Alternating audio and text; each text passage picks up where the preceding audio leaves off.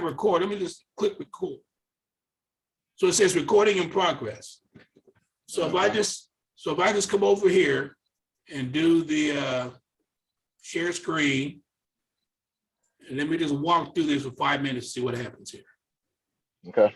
Do my share. Let me go back to the beginning here. So I basically says, we think about what our purpose is in life, about, are we athletes, are we musicians, and we're students. We're thinking about our careers, at this stage of your life, you're trying to figure out what your purpose is.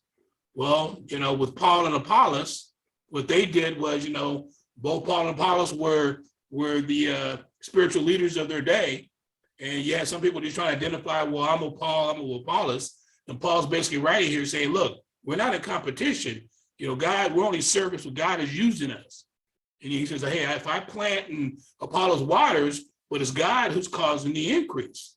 So what we need to understand is we all have a purpose that we fulfill, that God has called us to do. It's something that we are specifically called to do. And there's something where it's called divine providence, being at a specific time, at a specific place for a specific purpose.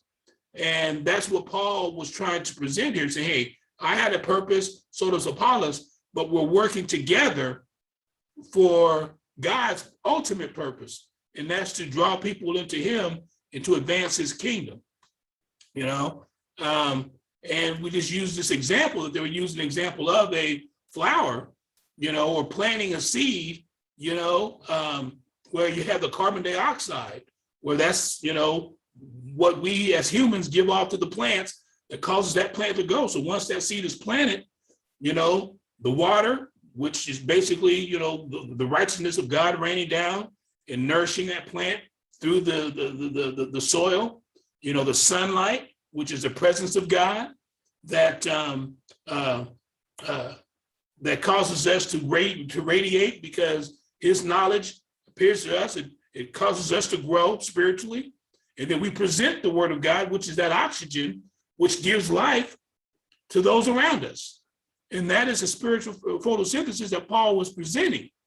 And it talks about that, hey, we who are saved, God has called us for a holy calling, verse 9, not just by our works. I know we all have our own purpose and plans and careers and ideas of what we want to do, but we often ask ourselves, Lord, what do you want me to do today? Lord, where you want me to be today? Place me where you want me to be and use me for your purpose. And it says, according to his own purpose,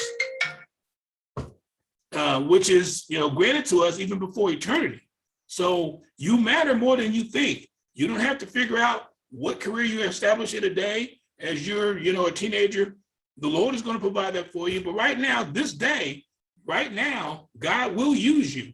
It may be just something simple that you can ask somebody or talk to somebody, give them a word of encouragement, or just your mannerisms or an act of kindness that might plant a seed that will cause somebody to grow spiritually. You just never know. And that's what happened to me with just a classmate just telling me 40 years ago about this career called data processing, that I took that seed, I planted it, and now I have a 40-year career. And that's how we can look at how God uses us for his purpose, because each of us have a purpose.